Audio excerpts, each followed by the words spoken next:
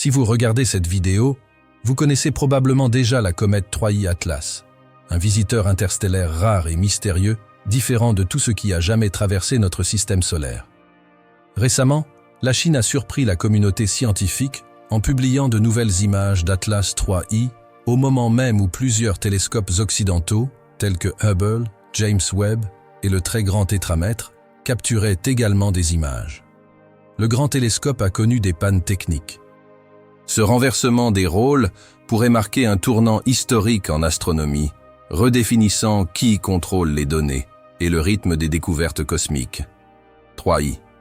Atlas est seulement le troisième objet confirmé provenant d'un autre système stellaire. Il traverse notre système solaire sur une trajectoire hyperbolique, apportant avec lui des indices sur la chimie et la formation des mondes lointains.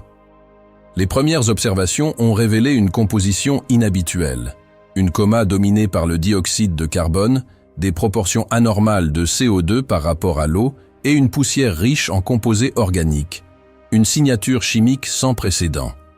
Face à l'inactivité temporaire de certaines infrastructures occidentales, les observatoires chinois ont pris les devants. Grâce à des caméras à ultra haute résolution, ils capturent avec une précision remarquable les détails de la coma, de la queue et des panaches de poussière.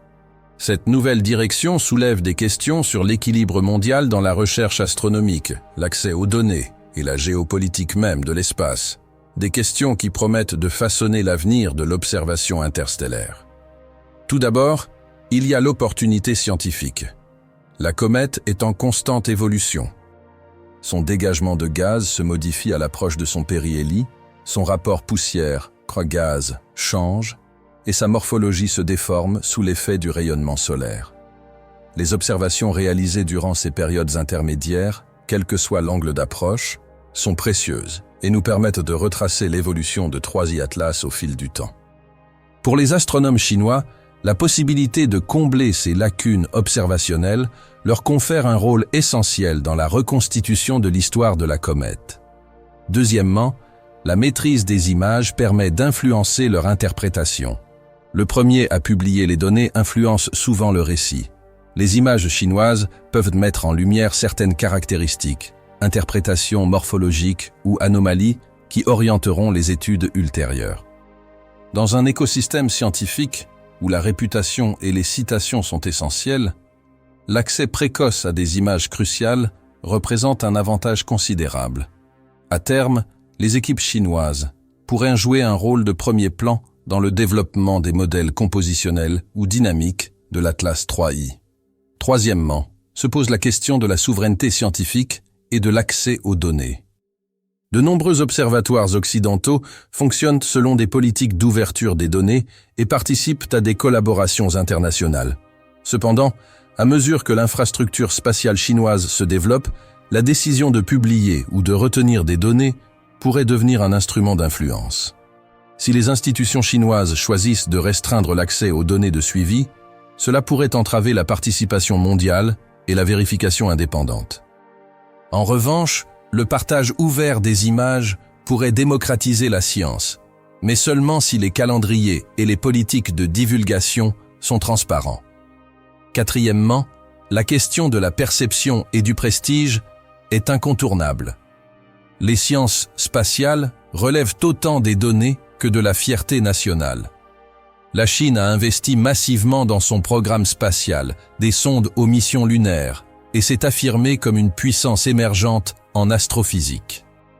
La diffusion d'images cruciales à un moment où les télescopes occidentaux sont hors service permet au pays de mettre en valeur ses capacités techniques, son expertise en matière de surveillance de l'espace lointain et son leadership dans la recherche de pointe. Le discours médiatique selon lequel la Chine a sauvé la situation pourrait avoir un écho bien au-delà des cercles universitaires.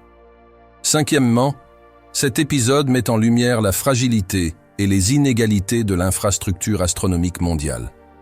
Pendant des décennies, l'accès prioritaire aux grands télescopes, la concentration des financements dans les institutions occidentales et la coordination par le biais de réseaux traditionnels ont façonné les voies dominantes. Mais à mesure que les capacités se répartissent à l'échelle mondiale, l'ancien paradigme commence à s'effriter. Aujourd'hui, un seul pays doté d'installations modernes peut exercer une influence disproportionnée sur les découvertes majeures. Sixièmement, cela a des implications pour les missions futures. Si des projets d'approche ou de visite de 3i Atlas ou d'autres visiteurs interstellaires sont envisagés, l'équipe qui possédera le plus de données, des orbites plus précises ou des images préliminaires sera en position privilégiée pour proposer des trajectoires, obtenir des soutiens et revendiquer le leadership. Les équipes chinoises, grâce à leurs observations exclusives ou préliminaires, gagnent du terrain dans cette diplomatie scientifique. Néanmoins, des questions cruciales se posent. Les images chinoises sont-elles calibrées de manière compatible avec les autres jeux de données? Existe-t-il des différences de filtres, de temps d'exposition ou de réponses instrumentales qui rendent les comparaisons difficiles? La communauté internationale aura-t-elle un accès complet et rapide aux données brutes pour des réductions et des vérifications indépendantes? Les métadonnées et les paramètres des instruments seront-ils divulgués? Il existe également un risque d'interprétation prématurée. Les télescopes occidentaux étant hors service, les images chinoises peuvent servir à déduire la formation de queues protoplanétaires, des éjections asymétriques ou des gradients de composition. Toutefois, sans observation simultanée à plusieurs longueurs d'onde, ces interprétations risquent d'être biaisées ou incomplètes. L'absence de données spectroscopiques et thermiques provenant d'autres instruments peut engendrer des lacunes importantes. La tentation de construire un récit grandiose à partir de données limitées est forte, surtout lorsqu'il s'agit de prestige. Pour la communauté astronomique internationale, ce changement est un signal d'alarme. Aucun système ne devrait dépendre excessivement d'un seul ensemble d'observatoires. La diversification, en encourageant la construction de nouveaux observatoires en Asie, en Afrique, en Amérique du Sud et dans l'hémisphère sud, devient essentielle. Les projets et les mécanismes de financement qui soutiennent une surveillance distribuée et redondante revêtent une importance accrue. L'initiative chinoise illustre la valeur des infrastructures. Ceux qui les construisent et les entretiennent influencent le cours des découvertes. Le cas de 3i Atlas tend également à intensifier la compétition pour la découverte de futurs objets interstellaires. Les astronomes sont en alerte.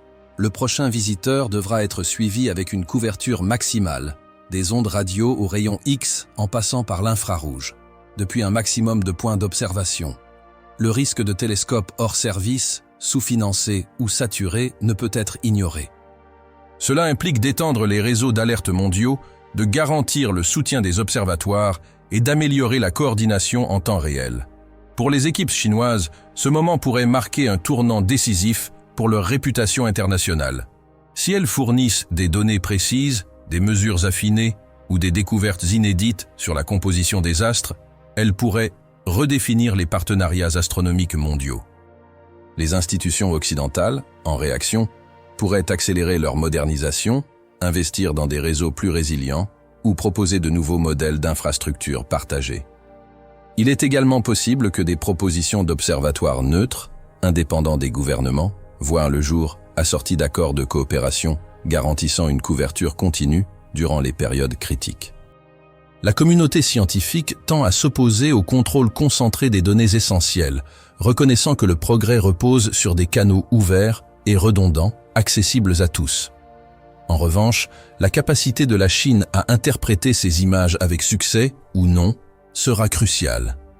Si des erreurs ou des interprétations erronées apparaissent, les équipes concurrentes examineront les données, contesteront les conclusions et exigeront une transparence totale. Un examen trop approfondi comporte des risques. Exagérer ou déformer l'Atlas 3i pourrait révéler des failles dans sa crédibilité. L'examen sera minutieux. Sur un plan plus spéculatif, ce changement renforce également la question de l'intégration de l'astronomie dans la stratégie nationale. L'astronomie observationnelle, auparavant considérée comme un domaine essentiellement international et collaboratif, pourrait devenir de plus en plus compétitive et stratégique. Les ressources spatiales, les financements et le leadership scientifique sont de plus en plus liés au prestige national. Il est probable que de nombreux pays se lancent dans la construction d'observatoires aussi performants, stimulant ainsi l'innovation dans les télescopes à grande ouverture, les relevés du ciel et le traitement d'images. Cela risque également d'exacerber les tensions autour des périodes d'observation exclusives. Si les équipes réservent certaines observations à une analyse interne avant leur publication, les embargos sur les données seront davantage contestés. L'équilibre entre la protection des droits de découverte et la nécessité de permettre le progrès rapide de la science collective pourrait devenir un champ de bataille. Au cœur de ces transitions, la comète elle-même devient un enjeu secondaire dans une lutte d'influence. Dans le monde scientifique, posséder un objet comme l'Atlas 3I est déjà un exploit. Sa trajectoire hyperbolique fait qu'une fois parti, il ne reviendra peut-être jamais. Chaque image, chaque spectre, chaque fragment de données est un artefact unique et irremplaçable. Perdre du temps d'observation réduit les chances de découverte. Le fait que les observatoires chinois aient comblé cette lacune leur confère bien plus que de simples images. Cela leur confie la protection d'un visiteur cosmique éphémère. Imaginez l'avenir. Dans quelques décennies, les scientifiques qui reconstitueront les propriétés de l'Atlas 3I pourraient considérer ce moment comme un tournant dans l'histoire de la science astronomique. À l'échelle mondiale, les images chinoises auraient-elles révélé une nouvelle structure morphologique, localisé un courant jet inattendu, mis en évidence des flux de poussière asymétriques ou identifié des hétérogénéités chimiques inhabituelles? Si tel est le cas, ces observations pourraient intégrer le patrimoine astronomique de référence et les équipes qui les ont réalisées verraient leur contribution reconnue. Le sort des télescopes, laissés dans l'ombre, est aussi symbolique. Il souligne que la science n'est pas à l'abri des limitations d'infrastructures, des cycles de financement, des pannes de maintenance ou des revers géopolitiques. Même les puissants télescopes occidentaux, forts de plusieurs décennies de tradition et de prestige international, restent vulnérables aux réalités logistiques et aux pressions liées aux agendas politiques. À l'inverse, dans les pays émergents, les observatoires nationaux, bien financés et flexibles, peuvent agir avec agilité et s'adapter pour combler ces lacunes. Pour les jeunes astronomes et les étudiants, cette évolution est à la fois source d'inspiration et d'inquiétude. L'idée qu'une institution locale puisse saisir une opportunité et produire des données cruciales pourrait stimuler l'investissement dans les infrastructures nationales, un engagement accru en astronomie observationnelle et une vision plus globale des perspectives scientifiques. Mais cela peut aussi créer de nouvelles hiérarchies. Et que se passe-t-il si les institutions dépourvues de grands télescopes sont encore plus marginalisées, surtout si elles n'ont pas accès à de grandes bases de données? Au-delà des implications techniques et stratégiques, il y a une dimension poétique. L'univers n'attend pas. La comète 3I Atlas est une voyageuse, un vestige d'un système lointain. Traversant brièvement notre domaine, son parcours demeure intact, préservé de toute ambition humaine. Pourtant, en cet instant fugace, il appartient à l'humanité de décider jusqu'où elle l'observera et jusqu'où elle percera son mystère. Le fait que les observatoires chinois aient su saisir cette opportunité, là où d'autres ont échoué, semble presque inévitable. Une démonstration que, dans le domaine spatial, la maîtrise engendre les opportunités. On observe des parallèles évidents avec des moments passés où le pouvoir scientifique a changé de main. Lorsque les télescopes du Chili, d'Hawaï ou des îles Canaries ont commencé à dominer certains relevés du ciel, la cartographie astronomique a été bouleversée. Avec la diffusion des radiotélescopes dans davantage de pays, le centre de la radioastronomie s'est diversifié. Aujourd'hui, à l'ère des visiteurs interstellaires, avec leurs fenêtres d'observation courtes, leurs trajectoires incertaines et les données précieuses qu'ils fournissent, la présence d'observatoires bien positionnés et capables de réagir rapidement peut être déterminante pour l'avenir. Bien sûr, il ne s'agit pas d'un jeu à somme nulle. Idéalement, les images chinoises enrichissent l'ensemble des données, permettant ainsi d'obtenir des courbes de lumière composites, des spectres calibrés conjointement et des séquences morphologiques complètes. Si les équipes concernées s'engagent en faveur d'une collaboration ouverte, du partage des données brutes et de l'intégration aux réseaux existants, ce changement pourrait devenir un jalon pour une astronomie inclusive et non un sujet de discorde. La communauté astronomique internationale se mobilisera probablement, exigeant une coordination et une réorganisation des stratégies afin qu'aucun objet céleste ne passe inaperçu du seul fait de l'inactivité temporaire d'un groupe de télescopes. Il reste à voir comment les observatoires occidentaux réagiront. Accéléreront-ils la reprise de leurs activités? Développeront-ils leur coopération? Ou noueront-ils de nouvelles alliances pour compenser ce changement?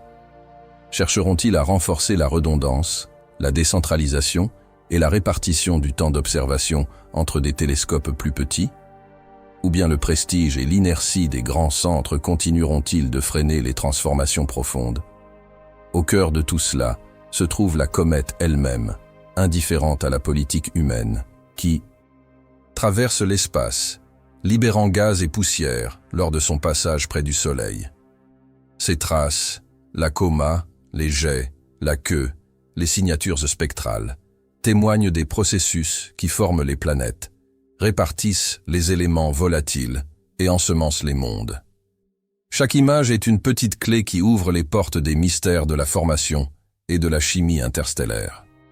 Le fait que des observatoires chinois détiennent certaines de ces clés, alors que l'Occident garde le silence, ajoute une dimension dramatique, mais aussi un sentiment d'urgence. Nous ne pouvons pas laisser passer cette occasion. Il s'agit d'un tournant décisif, et non d'une simple curiosité dans les annales de l'astronomie cométaire. Cela annonce un réajustement. Qui observe le ciel, qui publie les découvertes, et comment s'organise la scène scientifique mondiale. Les images parlent, mais leurs implications résonnent encore davantage. Ces nouvelles images chinoises arrivent à un moment crucial. Alors que les installations occidentales sont paralysées pour des raisons de conception, de planification, de maintenance ou de ressources. Le ciel est devenu plus calme dans certaines régions. Dans ce contexte, les observatoires chinois se distinguent par une clarté impressionnante. Des images qui capturent l'évolution de la coma, les contours ténus des panaches de poussière, de subtiles asymétries de luminosité, et même l'interaction variable entre les émissions gazeuses et la poussière. Ces enregistrements ne se contentent pas de combler une lacune, ils deviennent des points de repère, des jalons, et parfois même des éléments déclencheurs dans le récit en devenir de l'Atlas 3i. On y entrevoit des structures, peut-être un faible jet émanant vers le Soleil, ou un halo allongé incliné dans une direction précise. Si elles sont confirmées, ces caractéristiques pourraient indiquer des régions actives au sein du noyau ou des zones où des glaces volatiles percent les couches de poussière. Les observations chinoises, réalisées à un moment où peu d'autres pouvaient les observer, revêtent une importance particulière. Les changements morphologiques enregistrés sur ces images pourraient constituer des jalons dans les chronologies de l'évolution et orienter les modèles futurs. Même si des observations ultérieures ou des données multispectrales contredisent certaines interprétations, les premiers enregistrements constituent un point d'ancrage essentiel pour comprendre l'évolution de la situation. Au-delà de la structure, les gradients de luminosité sont cruciaux. Lors de certains lancements chinois récents, la luminosité décroît plus rapidement dans certaines régions de la coma, ce qui pourrait indiquer une éjection de gaz asymétrique, un effet d'ombre dû à des nuages de poussière ou des émissions directionnelles. La comparaison des contours de luminosité selon différents axes permet d'estimer la distribution granulométrique des poussières, la densité spatiale des particules, voire la direction prédominante d'éjection des gaz. Ainsi, ces images ne se limitent pas à une simple description morphologique, elles alimentent la modélisation physique. La cadence temporelle atteinte par la Chine est également pertinente. Alors que les télescopes occidentaux doivent programmer leurs observations des heures, voire des jours à l'avance, au risque de manquer des fenêtres d'observation cruciales, les équipes chinoises semblent capables de capturer des séquences plus réactives. Cette agilité leur permet d'enregistrer des changements rapides, des augmentations soudaines de luminosité, des jets transitoires ou des anomalies morphologiques. Dans une comète errante et dynamique, de tels clichés peuvent saisir des phénomènes éphémères qui passeraient autrement inaperçus. Parallèlement, les images chinoises peuvent être combinées avec des données spectroscopiques ou multispectrales obtenues par d'autres instruments, avant ou après la période d'inactivité occidentale. Même sans les grands télescopes, les observatoires spatiaux et les sondes restent opérationnels.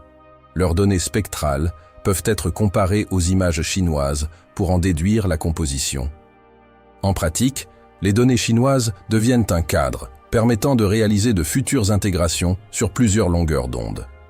Un autre aspect important concerne les coordonnées astrométriques. Des mesures astrométriques précises permettent un meilleur affinement de l'orbite, notamment lorsque la trajectoire est hyperbolique et soumise à des perturbations non gravitationnelles. Les images chinoises pourraient présenter une précision suffisante pour enregistrer la position de 3I Atlas par rapport au champ stellaire avec un eurodatage précis. Ces données permettent de déterminer les écarts de trajectoire causés par les éjections de gaz, la pression de radiation solaire ou d'autres forces.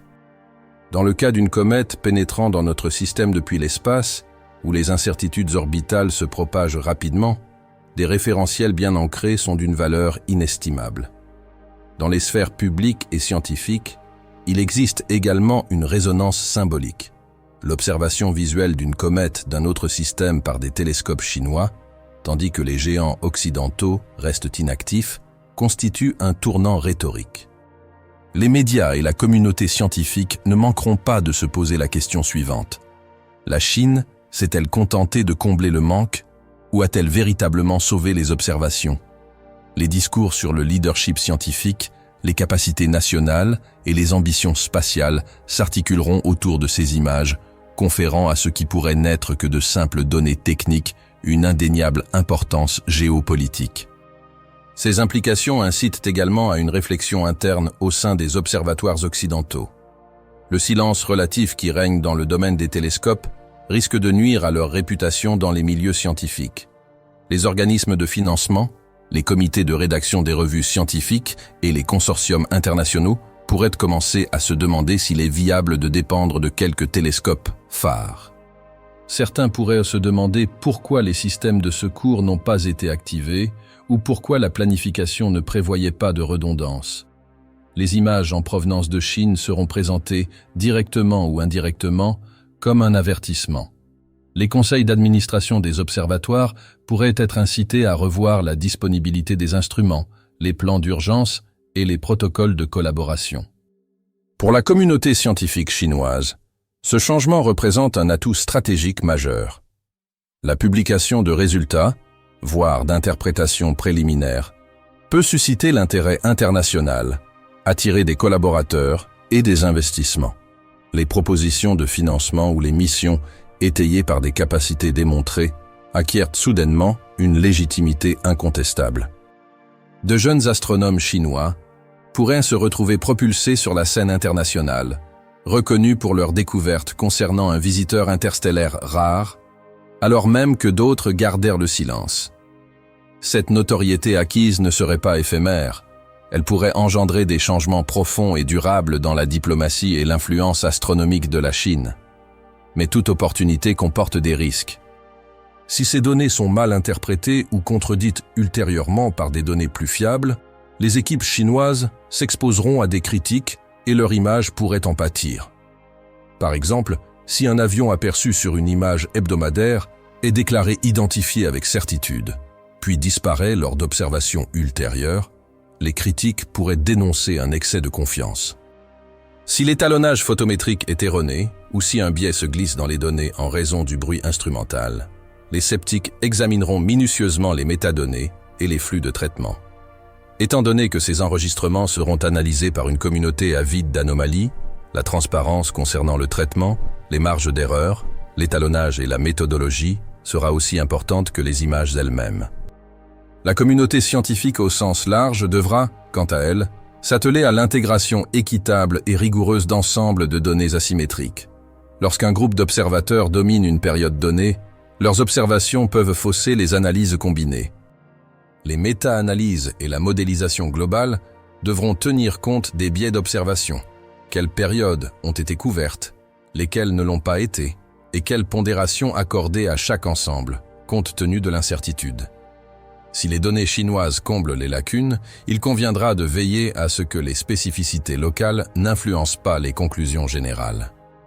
D'une certaine manière, la communauté devra peut-être adopter une modélisation pondérée par les observations où chaque ensemble de données reçoit un poids proportionnel à son incertitude et à son contexte. Cet épisode soulève également des tensions stratégiques concernant l'allocation du temps d'observation des télescopes, les priorités des observatoires nationaux et la coordination entre les institutions. Les observatoires de différents pays devraient-ils réserver des créneaux d'urgence pour les événements transitoires prioritaires? Les accords de partage de données devraient-ils stipuler que lorsqu'une grande installation est hors service, d'autres prennent le relais? Les images chinoises mettent en évidence la fragilité des campagnes d'observation et pourraient accélérer l'élaboration de protocoles, voire de traités, pour des observations de secours. De nouveaux dispositifs peuvent être envisagés. Si un télescope de référence devient inutilisable, d'autres s'engagent à prendre le relais. Si un pays publie des images, les métadonnées doivent être partagées dans des délais précis. La formalisation ou le maintien de ces conventions déterminera les normes futures. Cela a également des implications pour les logiciels, les chaînes de traitement et la normalisation des données. Si les observatoires chinois adoptent ou adaptent des chaînes de traitement compatibles avec les normes internationales, les données publiées seront plus interopérables. À l'inverse, s'ils utilisent des chaînes de traitement propriétaires ou spécifiques, sans métadonnées complètes, l'intégration sera plus difficile. Les équipes chinoises seront soumises à une forte pression pour documenter en détail leurs méthodes, les marges d'erreur, les références d'étalonnage et les protocoles de réduction. En pratique, l'astronomie observationnelle tend à dépendre davantage de la reproductibilité des chaînes de traitement que de la simple reproductibilité du résultat final. Plus largement, cet événement souligne que la science de pointe repose aujourd'hui autant sur les infrastructures et la réactivité que sur la curiosité. La comète, elle, ne ralentira pas et n'attendra pas les horaires des observatoires. Elle exige de l'agilité. Les observatoires capables de s'adapter rapidement, prêts à opérer dans des délais très courts et habitués à diffuser rapidement les données, bénéficient d'un avantage certain. L'exemple chinois le démontre concrètement.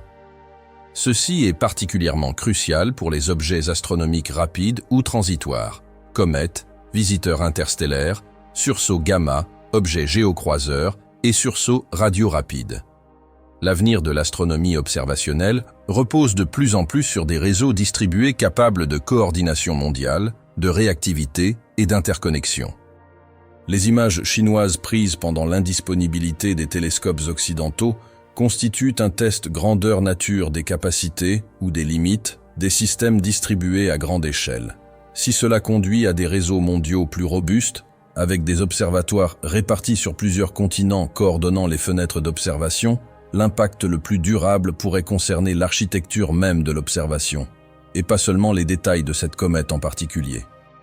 Il existe une implication plus profonde concernant la confiance, la transparence et la vérification au sein des communautés scientifiques qui transcendent les frontières géopolitiques. Lorsqu'un pays fournit des données cruciales pendant une période de blocage, des questions de confiance se posent inévitablement.